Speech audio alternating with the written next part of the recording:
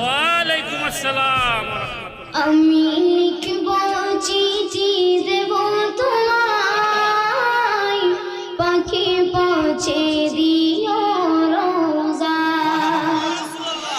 আমি লিখব চিঠি দেব তোমায়, পাখি পৌঁছে দিও রোজায়। আমি থাকব বসে আশায়, চিঠির উত্তর আসবে আমার গায়।